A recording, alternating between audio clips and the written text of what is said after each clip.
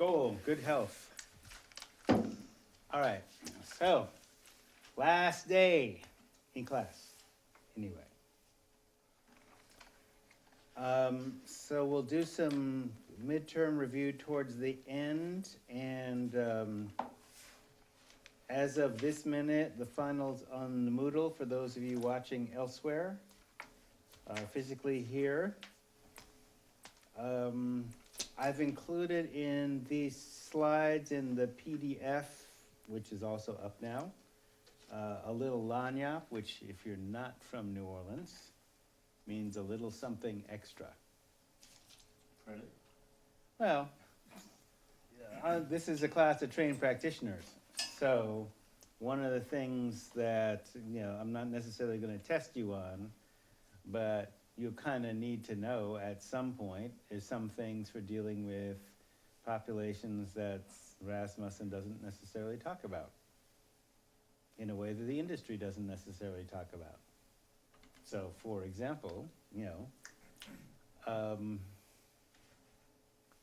know if you read the New York Times, but the Attorney General talked about basically reducing the sentences for certain nonviolent drug offenses because the United States, land of the free, is the largest incarcerator of its citizens, mostly for drug offenses, et cetera, et cetera. People who have been in those environments have been traumatized. So just like, the institutions create more trauma, one of the things with our United States institutions is they create more trauma without necessarily giving the people that are in the systems the capacity to deal with trauma. Guess who gets to deal with that? And that goes for example, the military, too. So people, don't get debriefed, and basically all they can offer is drug therapy for intrusive PTSD symptoms. If you've been in combat, if your best friend died in your arms, right. Is Prozac going to help that necessarily? Not really an adequate answer, but some of the things that we're dealing with kind of exist in the bodies of knowledge that are included in the lagniappe section, which appears in the slide take right after the midterm review. So I just decided to give a little something to chew on, since you paid for it anyway, before the book comes out. All right, so the final, due in my office physically or in the email inbox by 5 p.m. Thursday, the 20th, 170 hours from this moment. That would be 5 o'clock, close of business. I thought you were about to say questions. Well, that's a week, okay? A week and 2 hours. So, 5 p.m. Thursday, the 20th. So, anything appearing after 5 p.m. Friday, close of business, will be ignored. Because I'll be on my way somewhere else, probably Saturday morning. So, not necessarily going to be able to, I'm not going to try and grade your finals from Starbucks in Lompoc or wherever. Not really Lompoc, but yeah. Do you know what the deadline is for instructors to post their final grades? Midnight Tuesday. After finals week? Yeah.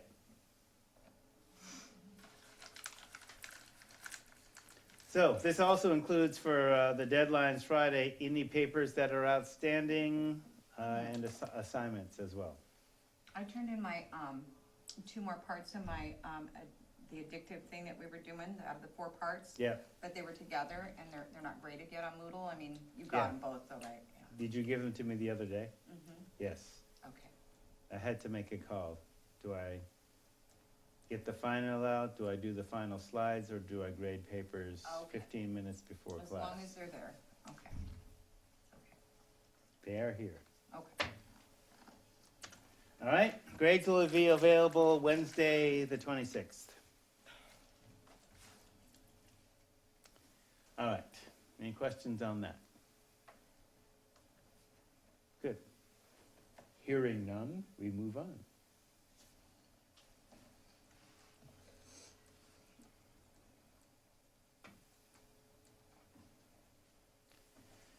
So one of the things that goes along with the piece that we talked about last time with the rules, don't talk, don't trust, don't feel, came out of the alcohol model. This also came out of the alcohol model too, codependent roles. So 4 typical roles. Coming out of that same meme, the idea where the normal nuclear family has 2.3 kids. Alcoholic families have 5. Don't know why this model has 4, but that's just the way it is, right? So the idea is, the basic meme is that there's 4 typical roles, and these are survival adaptations that children can use to adapt to stress in their family situation.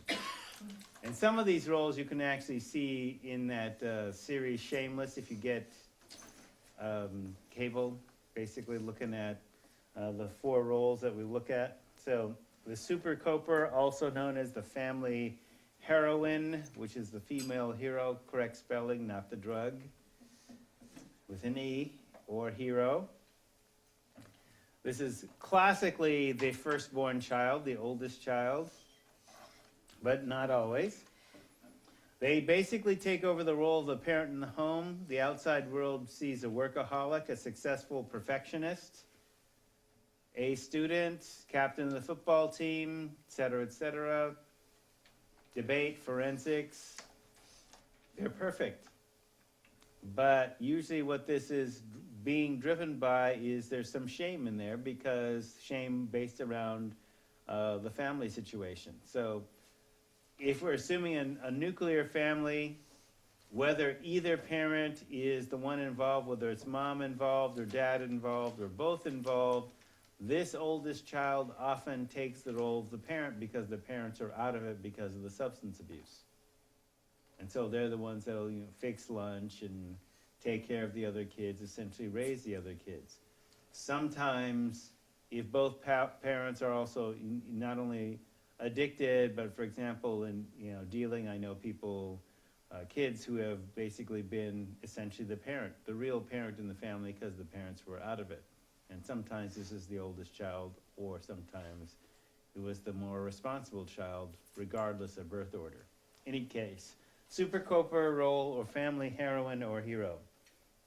The next one is the scapegoat, which classically, basically, they take the blame for the addict's or alcoholic's use, they act out, they get pregnant, they get other people pregnant, they get involved with alcohol and drugs, criminal activity, and usually they take the blame, hence the term scapegoat, for the addict's use. You're driving your father to drink, you're driving your mother to depend too much on the mother's little helper pills, you're et cetera, et cetera. Why can't you do better in school, et cetera.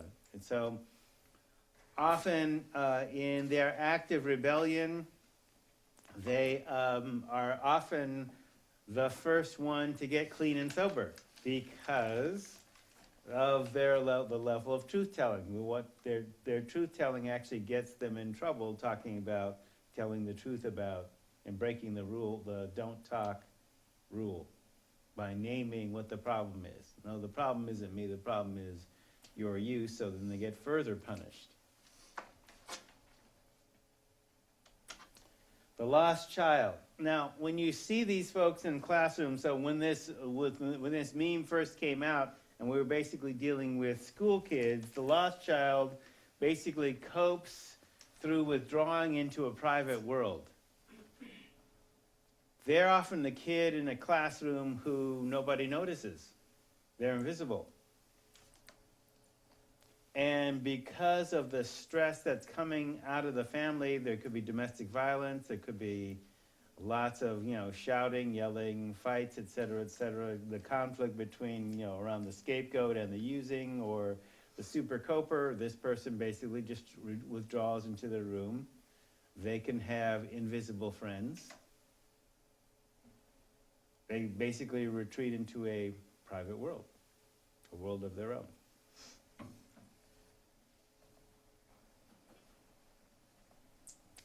And the family mascot, also clown role.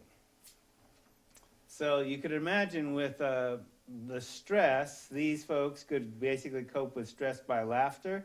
They'll lighten the seriousness of the situation. They often can be because they're the baby in the birth order. They also could be the favorite kid of the using parent because you make me feel good. You always make me smile. You know, you're the only one who understands me. All kinds of different head games that can be played with this person. And one of the tip-offs, you know, seeing them is they'll have inappropriate laughter for serious situations. It's their way of actually coping with stress. Now, though the meme itself came out of alcoholism, it can basically happen with any form of addictive stress as well as socioeconomic stress.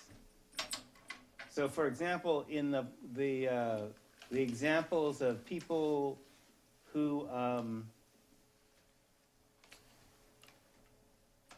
famous comedians, like a guy Titus, Richard Pryor, Carol Burnett, they've been all open about the alcoholism in their family, and they basically turned their family mascot clown roles into successful careers in comedy, talking about the dysfunctionness of their family. Right? So taking that laughter and, you know, making it into comedy, and, you know, it is one way of dealing with it. I've seen this happen in other situations where there have been basically either extreme poverty or violence. So, for example, probably didn't tell you the Steven Spielberg, what's the Holocaust movie he made? Schindler's List. Okay, so in Oakland, there was a high school in which the high school history teacher showed Schindler's List to this mostly black class, who, when it came to the part in the movie where, you know, the Jewish architect, you know, was saying, you know, it's basically, you know, internee labor building a bathroom, and she's an architect, and she's saying, oh, the foundation's wrong.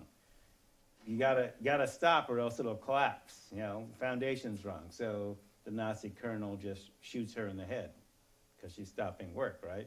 Well, the kids laughed at that.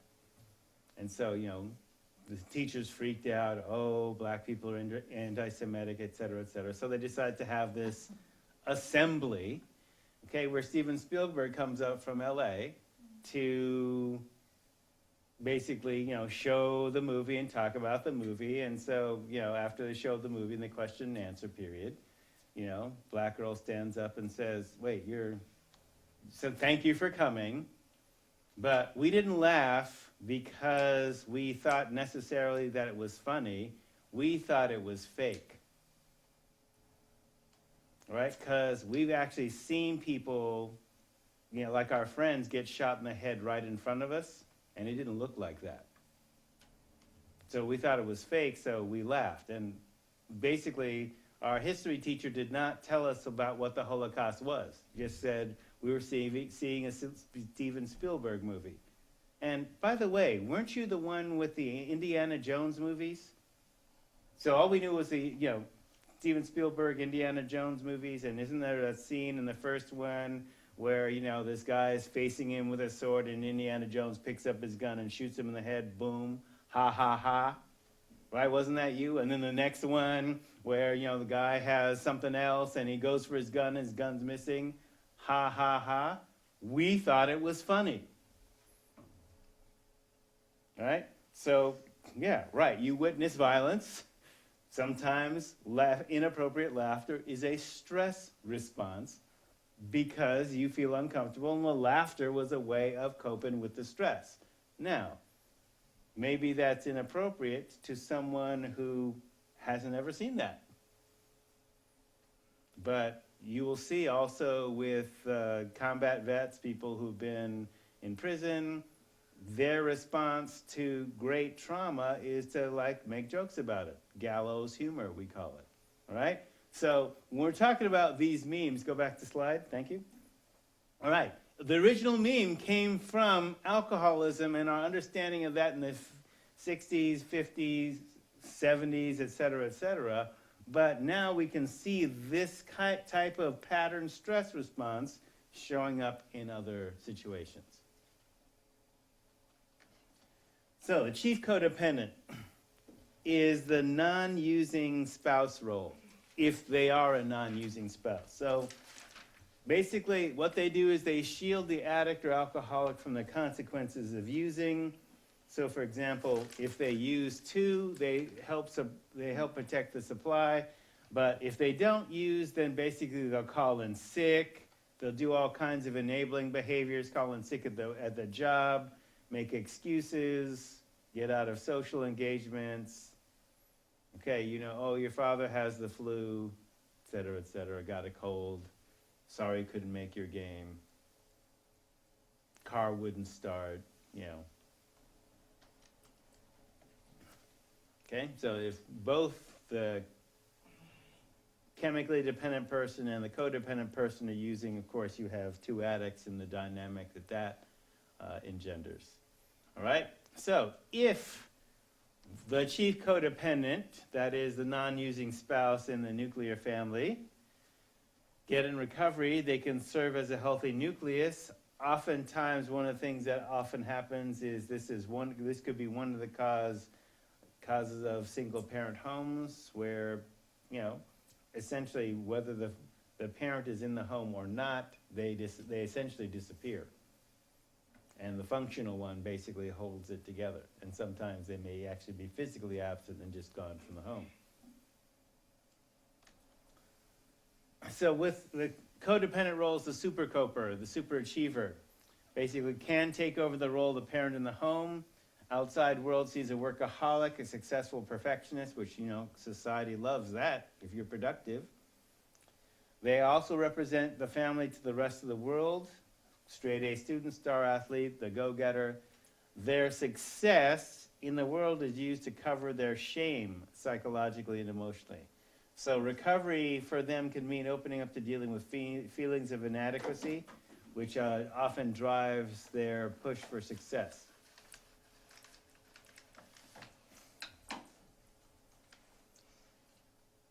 The scapegoat will be the blunt truth teller. They may be the first one in recovery as an act of rebellion. I'm not going to be like you. I mean, it works for abstinence if you need a motivator. They take the blame in the family for causing the addict's use. They act out, might seek attention because basically everybody else is doing the don't talk, don't trust, don't feel rule. So we're going to be silencing any truth-telling. Okay, they could be involved with A&D or criminal activity, but they don't necessarily have to be. The lost child copes through withdrawing into a private world. In the classroom, they're often invisible, a kid that nobody sees. Their strengths are a vivid imagination and a rich inner world. So they can actually become keen observers, successful writers, authors, artists, because of that rich inner world. They can also be determined to be a little insane because they have a fantasy world too.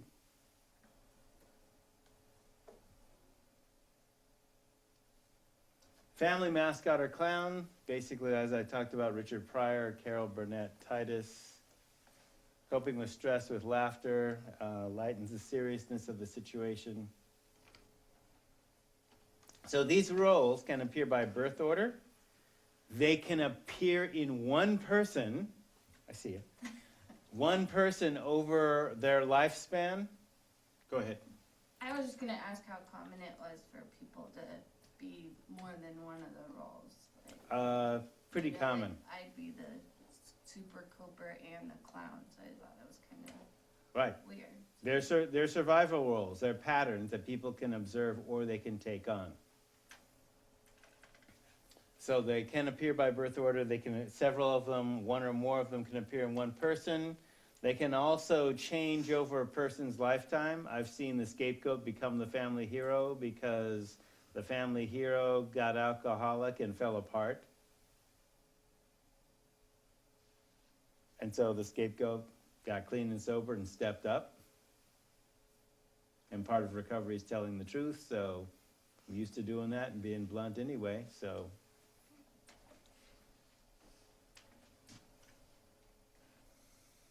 Okay, they can also appear without chemical abuse and in the presence of environmental stressors. So without active recovery, these people will become chemically dependent or die of stress-related diseases. Enter relationships with chemically dependent persons or people with other kinds of stress-related diseases. And they can duplicate their roles in future families, in community, and in the workplace. This becomes the definite problem in addictive organizations, however we define them. Because certain types of addictive organizations, as we've talked about, police, military, fire, you've got people who are super competent, who are rescuers, but it's a high-stress occupation. How are they going to relieve that stress? How do they relieve that stress? And there's a bunch of them. And then their worldview begins to affect, it can affect policy.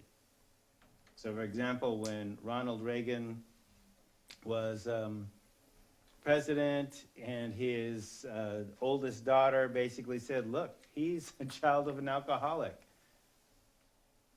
And my father was a shrink, pointed out, which was real interesting in terms of how they kept this quiet. And Dad basically said, look, he has signs of Alzheimer's while he was in office. So he's a child of an alcoholic in terms of looking at being in touch with reality. And, when you say, for example, I was around, in LA for the campaign, his presidential campaign against Jimmy Carter. So Reagan was governor of California. And while running for president, he said that while he was governor, he completely eliminated the smog problem in Los Angeles. And he said that on the day of the worst historical smog break in LA. He must have believed it, because, he said it on camera. He's an actor, so presumably he knows the camera's on, and you're saying, on the day of the worst historical smog break, that you completely eliminated the smog problem in LA. I was there. When he said that, live on network television. Whoa, really? And then the next day, one of his handlers said, well, and then the next day he said that trees make more air pollution than cars. And then one of his aides said, he's confusing the difference between nitrogen dioxide and nitrous oxide. Oh. So one is a component of cars and one is naturally emitted by trees. So, really? That's your explanation? And he wants to be president. And he was president. There are some people who think he was the greatest president, and, he's attorney general. There's already 2 million homeless people on the street. And Edwin Meese says, no, that's a myth. There are no homeless in America. Okay, so, I'm not going to just cast blame on Republicans. The Kennedys, there's lots of, alcoholism is fairly rampant in our society, especially with politicians. So there's plenty of blame on both sides of the aisle in terms of, looking at reality and in terms of policy. All I'm saying is that he is a child of an alcoholic, and children of alcoholics, once they get into positions of power, affect the organizations that they're in and can drive policy. Definitely can drive policy.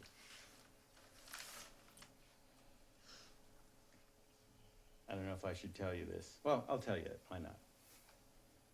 Someone was asking me, because my predecessor had relapsed, right? Well, why don't we do random drug testing here at Lane? Indeed. Why don't we? Well, because it's my job, because I'm for it. I'll be in a bottle, no problem. But higher education of which we're a part, as a sector of society, generally doesn't because we follow the same rules as Congress does. In fact, higher education suggests the rules to Congress. So here's what happens at Congress. I was as a part of my federal contract practice, I was in, the feds finally got the idea that maybe we should organize the recovery community to lobby for recovery, right? So I'm in a room with all these, and they gave grants to all these different organizations. And so we're in this national training in DC, and there is a Department of Justice panel. And a woman in recovery, because the guy that was the federal employee who's the manager in charge was like drunk in the room. Like obviously a career bureaucrat who basically drunk, nodding off at the table in a room full of recovery people. And wait, this is the guy that's in charge of our grants? So she stands up and she asks the question of this Department of Justice panel, have you ever tried doing drug testing? And so this guy's, FBI, he's a career cop. He goes, yeah, we tried that. We tried coming up with a plan to do random drug testing for all federal employees. Just random for everybody, including Congress. Congress cut our budget back $12 million.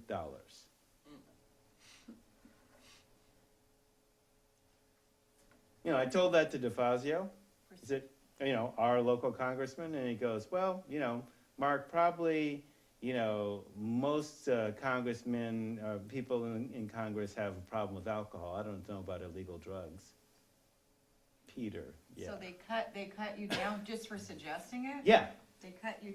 Not me down, but the group. yeah. This is the God. Department of Justice. Okay, cops saying, yeah, let's drug test everybody randomly because people. The drug problem is widespread. Alcoholism is widespread enough that it affects federal employees' work. Why wouldn't we do that? You'd think. You would think, right? But Congress cut back their money, $12 million, which of course was, the amount of money plus a little extra for punishing you for even daring to think of that, right? So that's part of why, we don't do drug testing at Lane Community College. And again, from the federal point of view, I'm in charge of federal compliance. We actually did come fairly close to doing drug testing, except that, and it was with the flight technology program because, you want people clean and sober working on your aircraft, right? Yeah. So if you're going to drug test students, you also have to drug test the faculty that are watching the students, right? Okay? But the law says you can't just drug test the flight technology faculty. You got to drug test everybody, right? Makes sense? Faculty can't drive a car. Should they be in front of a classroom? You think?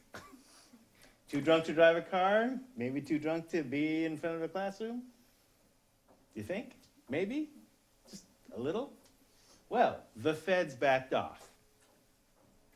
They said, since we're not working on commercial or military aircraft, but just private aircraft, we're not going to mandate that this happen. Oh, really? That's your idea? Seriously?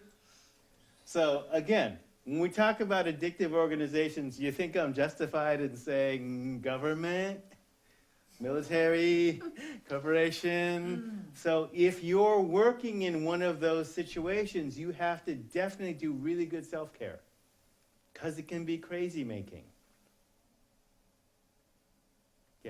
I just wanted to comment, the guy that was doing the urine tests when I was in the Army actually got kicked out for surrendering to a bush that he thought was a sniper because he was doing so much acid.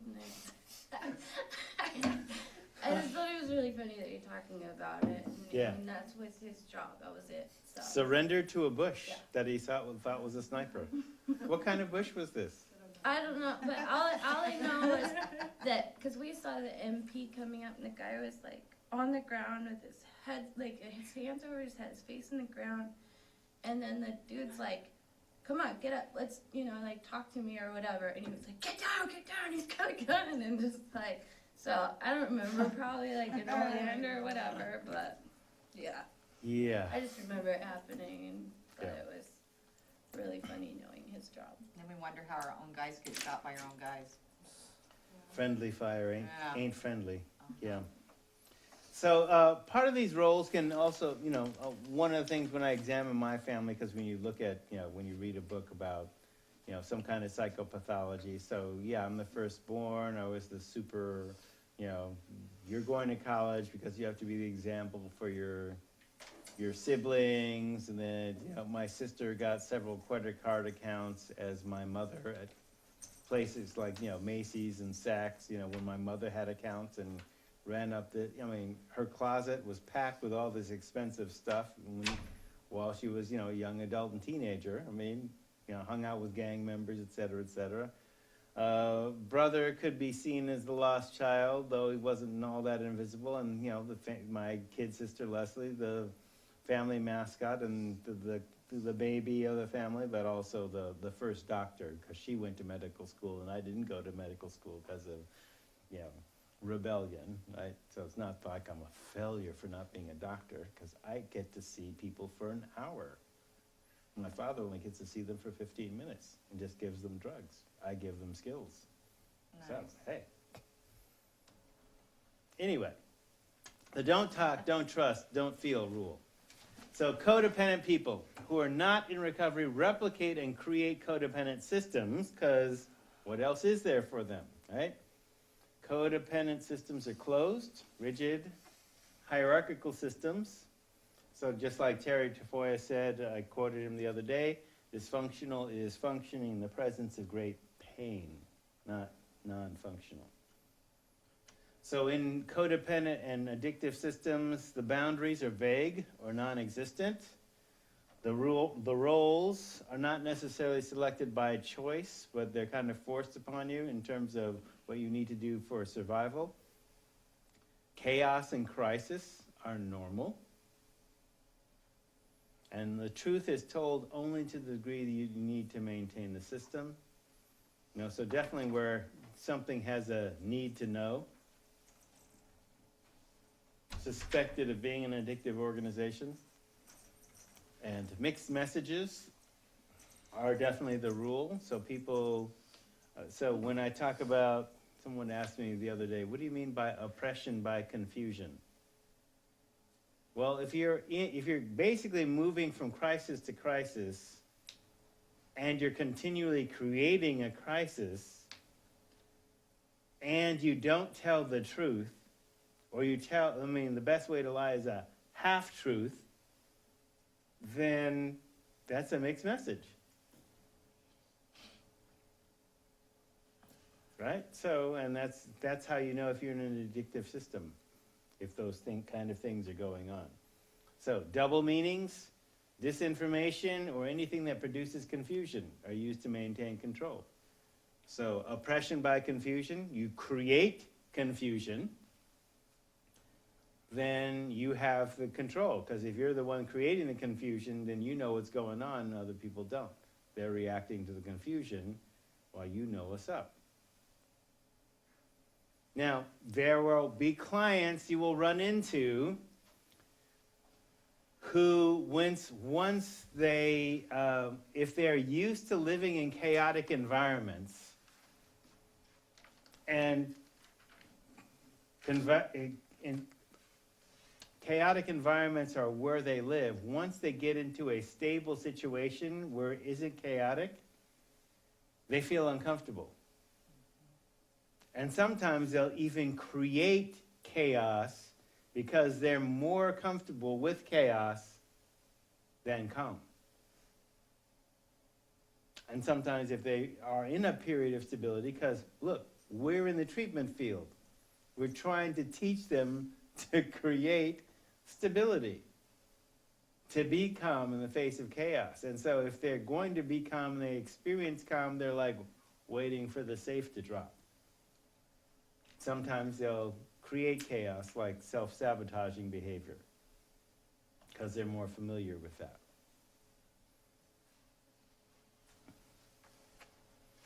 Also, they'll also become uncomfortable or have a really good BS detector for mixed messages, confusion, and all that, because it'll seem familiar.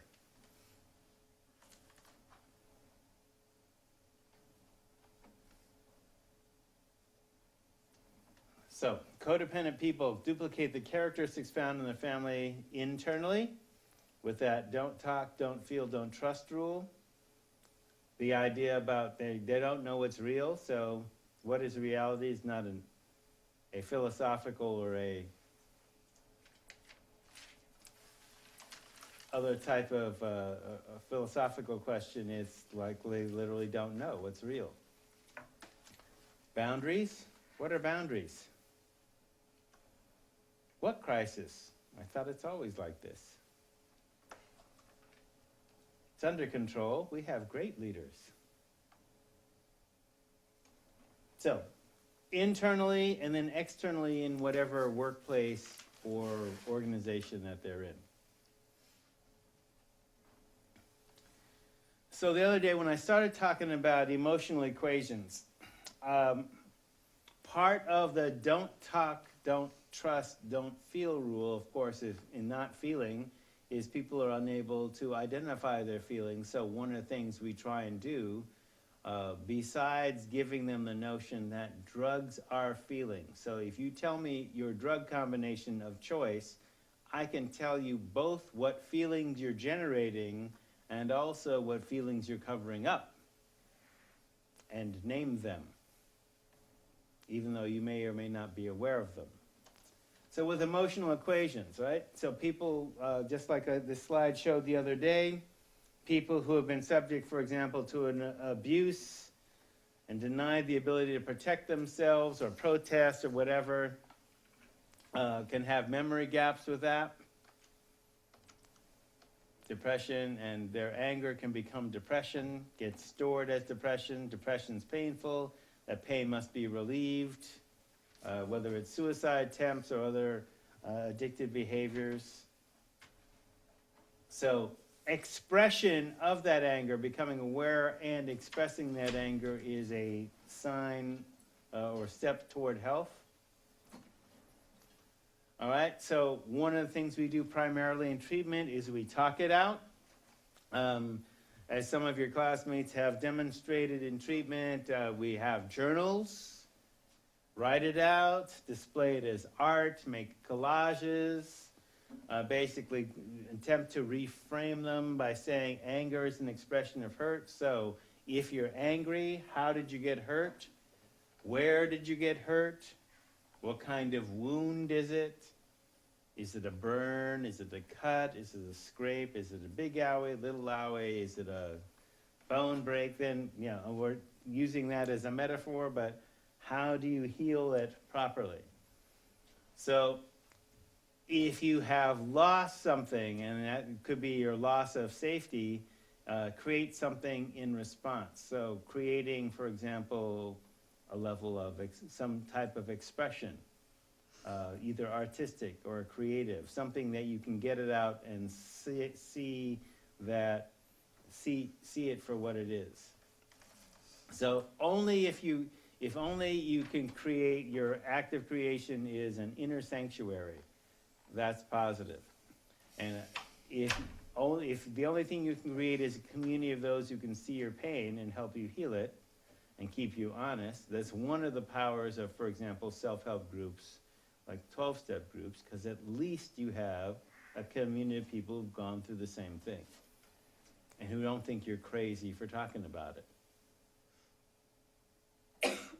Now, the only challenge with that is that if they aren't trained in a scientific discipline, then all they know is their own street smart level of expertise and not the science.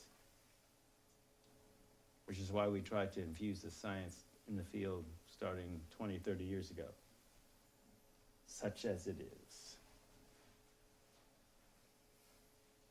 So in a part of keeping yourself honest is being able to ask the question, how does your relationship with yourself create healing? And then also looking at, once you look at how does your relationship with yourself create healing, how does your relationship with others create healing? So to do a little cultural reframe of the term codependency. If the relationship is reinforcing illness and weakness, then it's codependent. If it's reinforcing strength and resiliency, it's interdependent. Interdependence being the more positive thing, and that comes out of Indian country. You can be interdependent with other strong individuals who are self-reliant. And you can reinforce your strength, your mutual strength. You can stand strong alone, and you can stand strong together.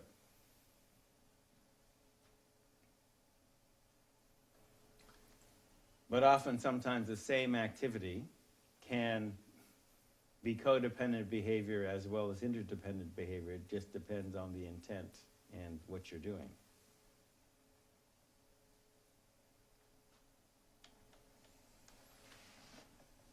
Harold Belmont, a Duwamish Michelle out of Seattle, basically said, "The longest journey you will ever make is from your head to your heart." Intellectual intelligence and emotional intelligence.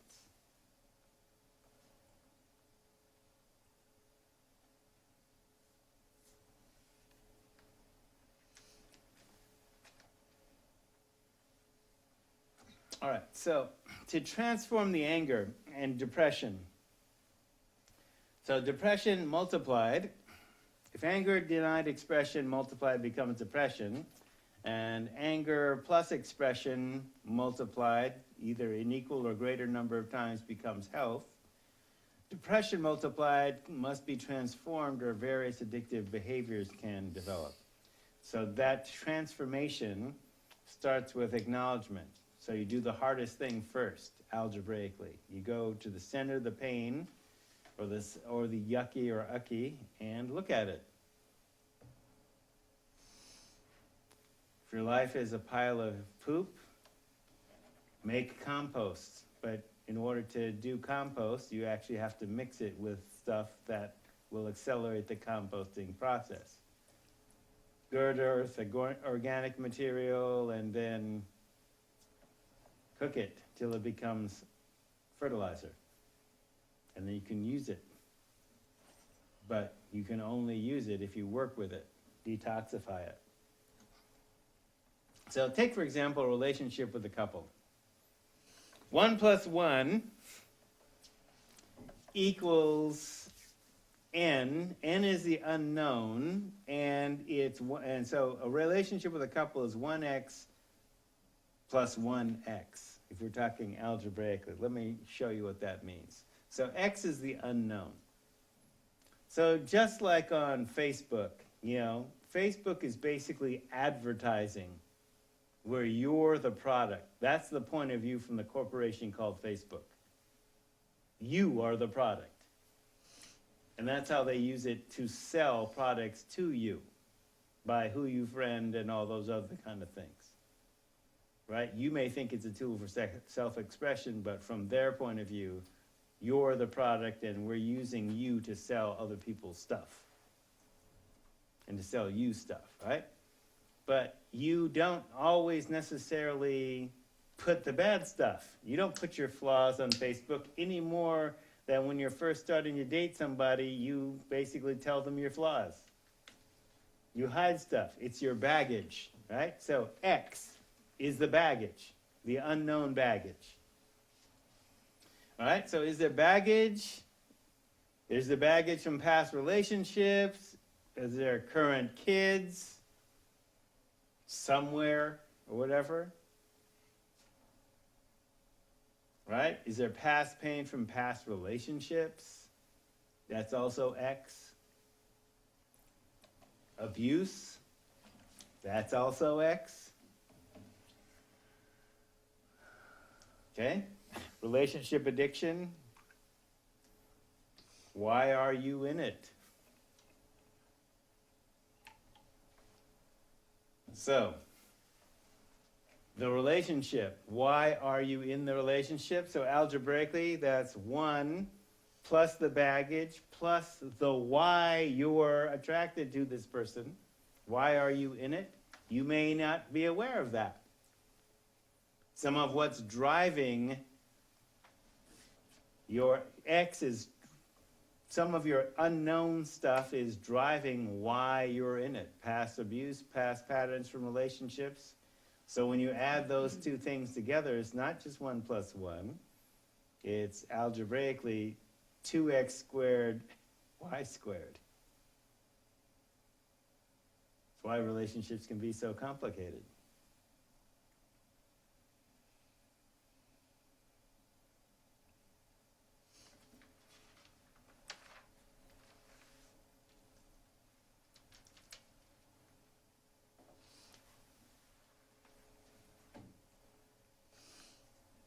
So you start with healing yourself first. Then work on your interdependency within the relationship. Optimally, it would be nice if you both could do healing work together. That is not always the case. So just like in the airlines, when you're taking a plane flight, put on your own oxygen mask first before you can assist others. Often if you're in a codependent relationship, basically you can seek your own healing and recovery regardless of what they do. To reverse that, sometimes when the person gets clean and sober, their family don't like them. They don't like the clean and sober you. We liked you when you were strung out. You were easier to deal with. Now you have all these emotions and stuff. Now you're oversharing. I'm not entirely being facetious. I'm just saying, sometimes with the whole codependency thing, you get clean and sober, your family's used to you being out of it, all of a sudden you take the reins and they don't like that. The relationship has been changed. You don't depend on them anymore. They don't like the new, strong, healthy you. Sad, but they still have to seek their own healing. So essentially, I've described in a few different ways algebraically, a code for lots of complexity within the relationship, which is why using math or using algebra is a great way of basically trying to reduce complex things into a simple phrase. So if we start then, in terms of therapy, with basic emotional literacy. So the other day when we were doing a brainstorm and you could come up with more negative stuff than positive stuff. So let's start with a basic vocabulary, right? Joy, happiness, euphoria, ecstasy, excitement.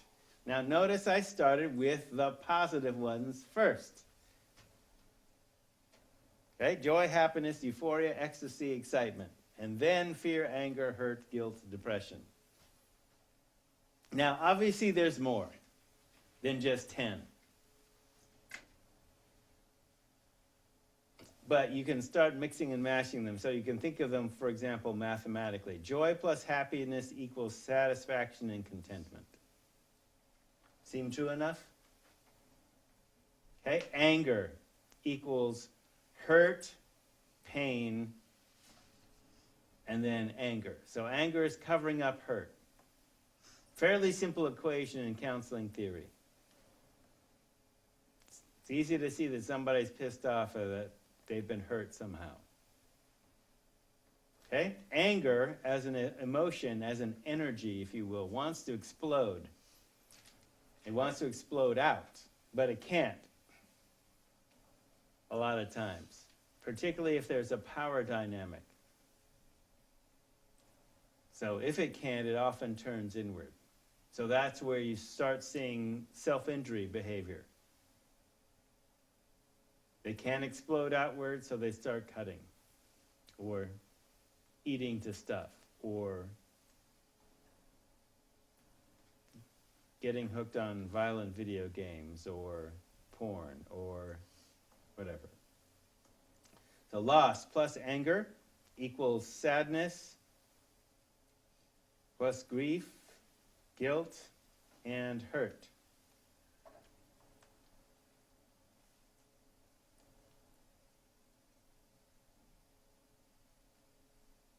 That's often why, since there's an equal sign, right? So there's often a component of grief when somebody dies where, depending on what kind of death it is, and that actually is a whole other class in itself, grieving, dying, etc., etc. But grief, you grieve. So for example, previously with traumatic brain injury,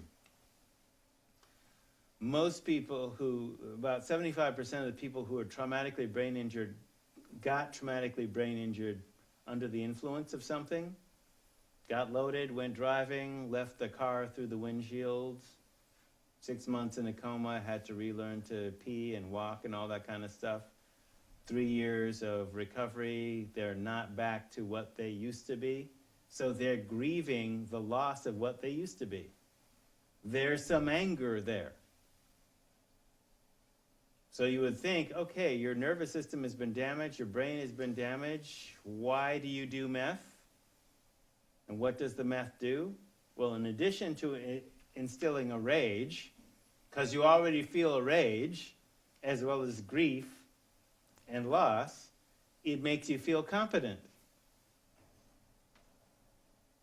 in your wheelchair. Real life case, not making that up. I don't know how a meth dealer, how you deal meth from a wheelchair on the streets of Eugene, but How you're high in a wheelchair. all I'm saying, and you're an LCC student, I mean, you know, I'm not talking about anybody now, I'm talking over a 22-year history. You see some interesting stuff. So, all right, so, you know, somebody dies, they kill themselves, suicide. You're mad at them. You also feel loss. You feel guilty because you feel mad at them.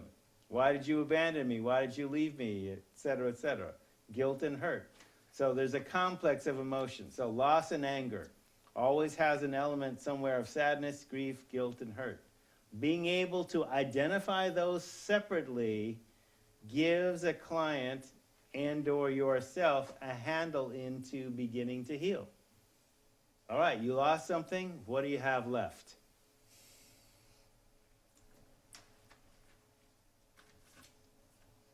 Count your blessings sounds trite, but yeah, what do you have left? Okay, so you can also think of them, this is basically using a meme from a Indian country. You can basically think of them as shape-shifting game that you're hunting in the landscapes of your being, these different emotions. The construct is called the river of anger, and it's part of the extra stuff that we'll get into, or that's in the later parts of the slides. Another emotional vocabulary in terms of definition.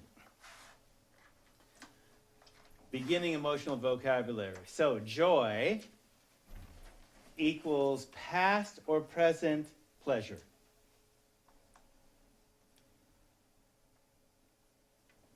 It feels like you're filled with warmth, nurturance, and are energized and filled with life.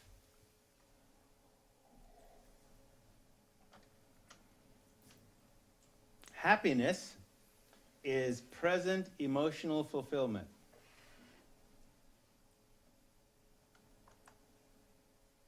The experience of meeting our needs feels like you are capable, lovable, proud of yourself, and recognized by those who are important to you.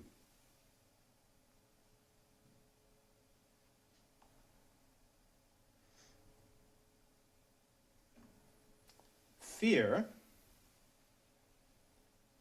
is the awareness of present danger or the expectation of future danger, like in the immediate future. So anxiety is future hurt.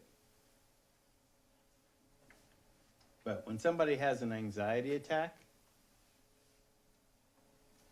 that word doesn't necessarily do it justice. They feel paralyzed.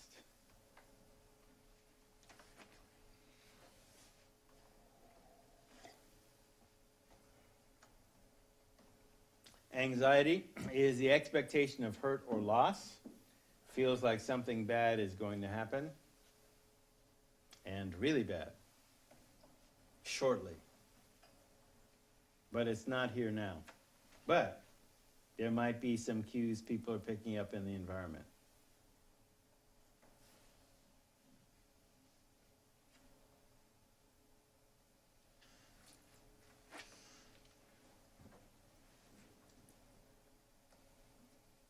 So you could see, for example, then, the association with certain drug states. So these are the natural emotions that are reinforcers. At least joy and happiness are reinforcers for contentment. But there are certain drugs that can simulate those experiences. Like cocaine basically tells you that you've got everything you need right now. You're happy. THC is euphoriant. Heroin surrounds you with a warm blanket. Meth you might take if you're afraid. It also induces fear. You feel confident. That's why they use it as a battlefield drug.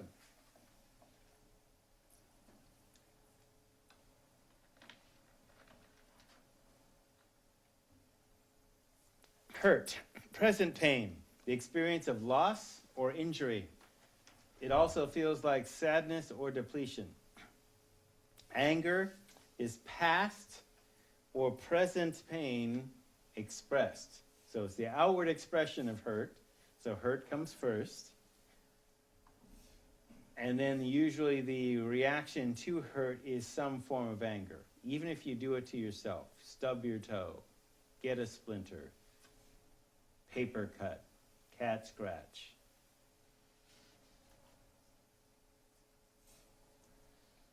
So the outward expression of hurt, recent or remote, feels like wanting to hurt someone. Guilt is past pain unexpressed. It's anger also, it's also anger held in and turned against yourself. It feels like you're bad and deserve punishment.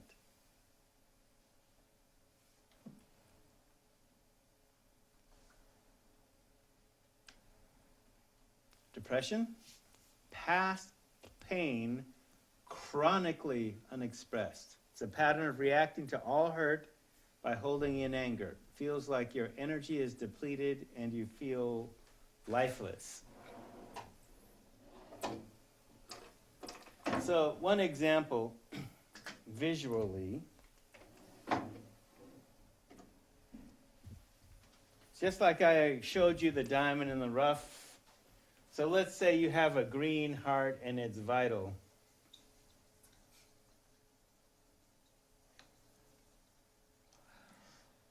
But your heart gets wounded.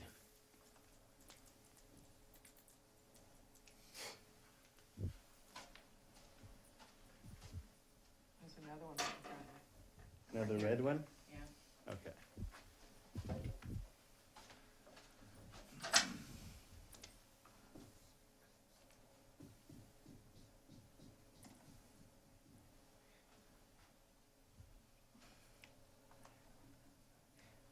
Not being cynical about Valentine's Day, I'm just saying. Often our wounding comes from people we love, right? So, that wounding happens. You feel sad, feel hurt. You also then feel angry. You may or may not be able to express that anger.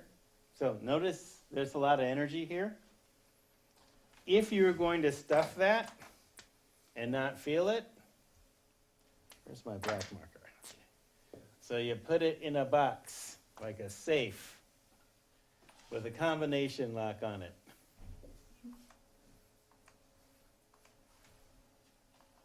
So all this energy is no longer available to make you feel alive or to be happy. And there's a lot of energy put into suppressing that anger, that hurt, that vitality. Because it's the same energy going to suppress, and that's why you feel sad and depleted. That's why you feel depressed. You're tired, because it takes a lot of juice to hold that anger down, because the anger wants to explode. Right? So that's why in therapy, basically create a release valve of talking. Or you may say, shh, let off a little steam. Interesting things that we say in popular culture. Antinomy is not a medal. This is not on the test. Two apparently correct and reasonable statements or facts that do not agree, therefore produce a contradictory and illogical conclusion. A contradiction between two laws, principles, or authorities. Two equally powerful emotions that conflict with each other.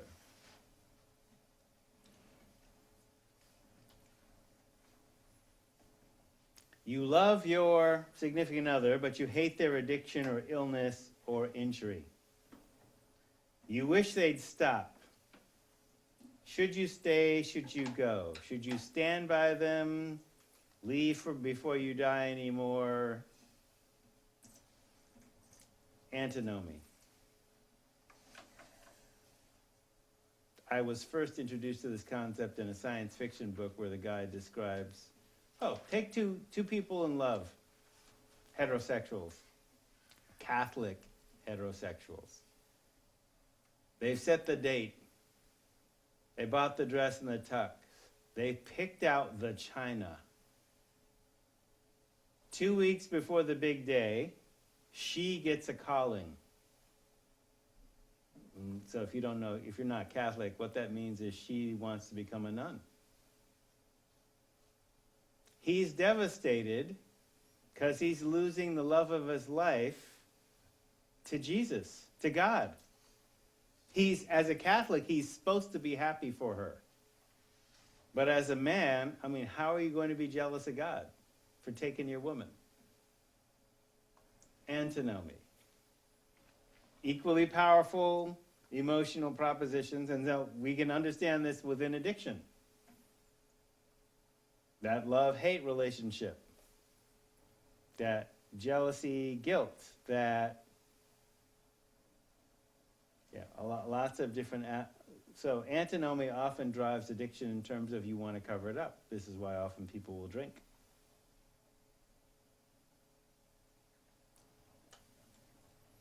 So there are losses and strengths. In the loss of love, you feel unattractive, undesirable, rejected, feel like rejecting people, hurt or being hurtful. You're untrusting, unlovable, expendable, abandoned, alone. And the strength and the counter for that is, I'm attractive, desirable, accepted, acceptable, trusted, trusting, connected, loved, loving, nurtured, nurturing, giving. A loss of control, vulnerable, helpless. So when they're using words like this, and you identify words like this, then you can also identify the loss, and then what you still have. Because if you recognize that something is gone, it also means, and it's basically a internal resource, the feeling of loss can be countered by affirming where they are its opposite. Intelligent, smart, wise, strong, resourceful, powerful, committed, self-disciplined, self-directed.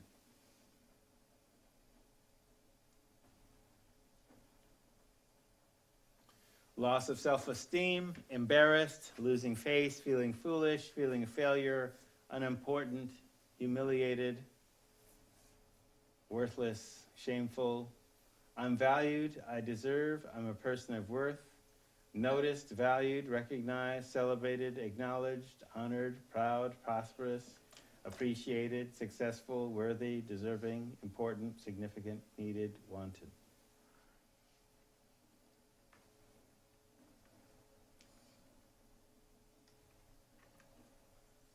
And then loss of life, see this within depression, tired, stressed, exhausted, out of condition, sick, bored, helpless, depressed, traumatized, paralyzed, disoriented, depersonalized, coming apart, in a void, in limbo, spaced out or feeling empty, to full of life, being rested, energized, healthy, physically fit, hopeful, enthusiastic, vibrant, radiant, great to be alive, sensual, joyful, fun-loving, whole, creative, peaceful, intuitive, reverent, and full. So what if they come to you with all of those feelings all bunched up in that little safe, and you're like, well, they're like, well, I'm not sure why I'm here, you know, and they're not mentioning all these things, and it's all locked away, and you're kind of just like, you know, where do you start? You know, how do you get them to pop some of that steam out of there, you know? Well, without showing you the graphic, so I would respond, for example, with the river of anger. So one of the phrases you stated, okay, I'm not sure, I'm uncertain, right? So that could be a loss of control. It could be a loss of self-esteem, right? I lack direction. Okay, well, what would you do? What is the right thing to do?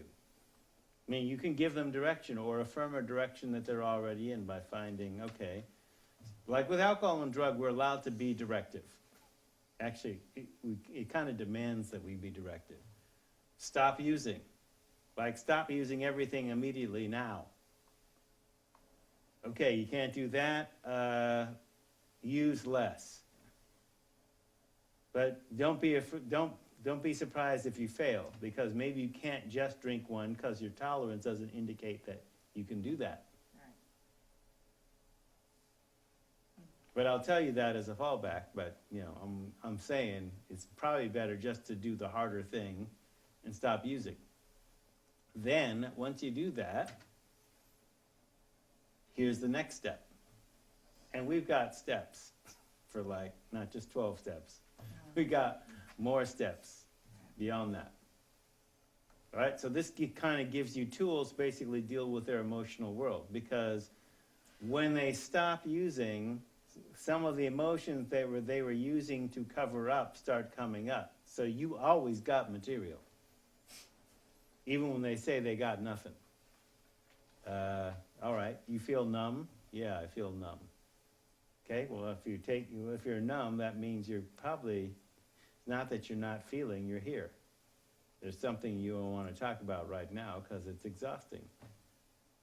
You got it locked up in a safe. So you go with anger or hurt, because those are hard things to deal with. People don't want to acknowledge that they're there.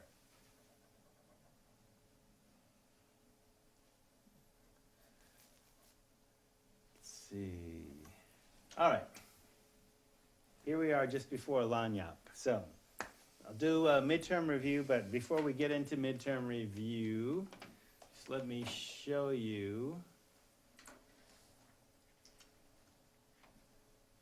This is the Lanyap section, slide 34 to 58. You're not going to be tested on this, but it's a little something extra. So I made reference to the river of anger. So this is a Navajo construct, which basically said that in their way, anger is a holy force. And it's a combination of sadness and fear. And just like a river, there are different levels of water, like water is anger, right? And so the way across the river to your needs, from one side of the river to the other, to get to your needs, you have to step on stones in the river. Now, stones in the river, of course, are sometimes slippery, just like emotions are slippery. But the stones are basically emotions. So you have intensities of anger, low, medium, and high, and words to associate with low, medium, and high states of anger. So just like a river, you might not necessarily see the rocks because the rocks might be covered by raging water, which means you're going to need to learn how to swim in water over your head, i.e. you're overwhelmed. So then you do basic self-care.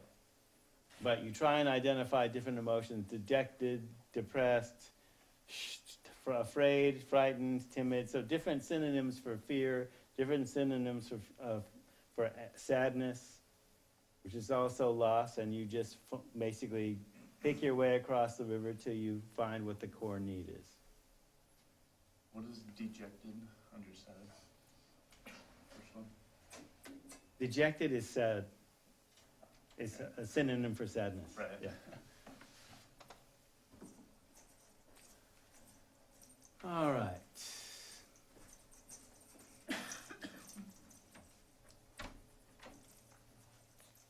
Okay, these are the preferred answers.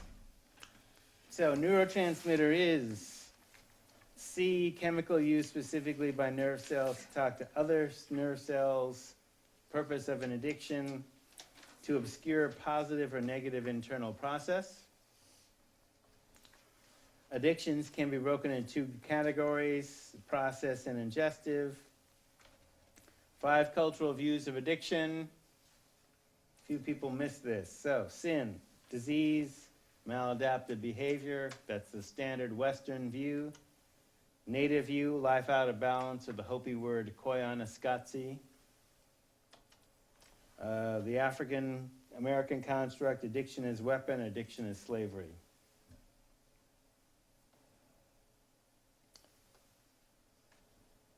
When addiction is a maladaptive behavior, it's a learned behavior. Educate the addict. Society taught them to use addiction as a coping skill. They learned it. You didn't improperly learn healthy behaviors. The healthy behaviors weren't taught to begin with. Which one is not a major concept in the disease model? The addict is irresponsibly, willfully misbehaving. Basically, that's the sin view. Genetic predispositions only proven with alcohol. When what you inherit with genetic predisposition is basically a higher tolerance for alcohol. Doesn't mean you'll become alcoholic. Drug is substance that changes the function of living tissue. This includes sugar, salts, chemical additives, pesticides, Glade, paint. Which of the following are not process addictions? People apparently weren't clear on this, but the eating disorders are not process addictions. They're ingestive.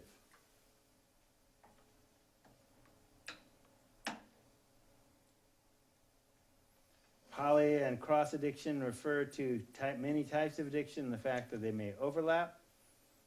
The one that circle the one that is not one of the 3 factors in addiction: corporate responsibility. Was the LD50? So circling one of these is not a correct answer. The correct answer is just to give you the idea that varying dosages of alcohol can kill people at different levels. So the LD50, lethal dose for at least half of the test subjects. For a middle school girl, it's 0.21 blood alcohol level. College student, 0.35. And naive adult, 0.45 to 0.50. So the following substances, the only one without addictive potential is oxygen and water. Endorphins are to heroin as norepinephrine is to amphetamine. Dopamine is to cocaine. I accepted either one of those. Pot contains which chemical, which resembles which neurotransmitter? Tetrahydrocannabinol and anandamide, which of course there's more than THC as cannabinoid, but 4 types of tolerance: metabolic, behavioral, tissue, and reverse. Nicotine most resembles which neurotransmitter? Acetylcholine. 3 types of process addictions. Fairly simple, as long as you don't do an eating disorder. Environmental model is depicted by an equilateral triangle with 3 vertices: host, agent, and environment. You strengthen the host, this 20. change the environment, and interdict or neutralize the agent. Side effect, marketing term to describe the normal effect of drug, which is not the primary marketed effect of the drug. Self-injury is an addictive behavior because of the endorphin release. The difference between pharmacology, kinetics, and pharmaceutics. Ecology is the study of drugs. Any answer that basically approximated that. How drugs are moved and are changed throughout the body. And making drugs able to enter the body. Pills, lotions, suppositories.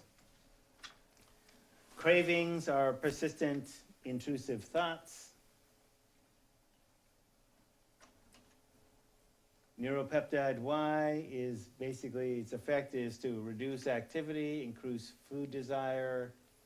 You could say that was a 36-chain amino acid, et cetera, et cetera. Menthol suppresses the cough reflex, and minorities are the targeted market. With respect to designer drugs, by analogy, China White is to fentanyl, what spice is to marijuana. 3 examples of addictive organizations, not 12-step organizations. I mean, part of the problem. Okay, so military, government, corporations. The differences between substance use disorders and substance-induced disorders, problem use of substance or anything that approximated that answer, and things like withdrawal, mental illness, intoxication. Coercive control model, if you basically named 4 of the 8 elements, go look for it. Got a week if you didn't get it. If I were chronically depressed, what drugs am I likely to self-medicate with? Stimulants. And the client would medicate rage and trauma with cocaine, opiates, or alcohol. Boredom, how do you deal with boredom? Crossword puzzles, meditation, activity.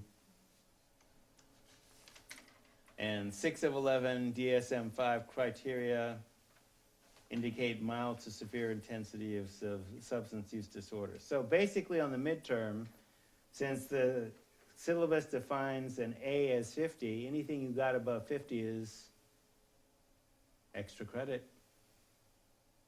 Okay? Same thing with the final. All right? Yes? So if you got over 50, it's an A? Yeah. 50 or above is an A. On the midterm? Yeah. I don't care what Moodle says. Moodle doesn't determine the grade. Okay. Are you kidding? No, I'm not kidding. Moodle doesn't. No, the program is not accurate. Okay, so, You're cool. okay. Yeah. Anything above 50 is an A. Ignore what Moodle says because it's calculating based on your total grade. That's why it even says that. It's dumb. I tried to adjust it. It's been great. It's been awesome. Go well. Stay well. So are we getting the final? You're getting the final. Here it is. What was that science movie you've been watching or something that?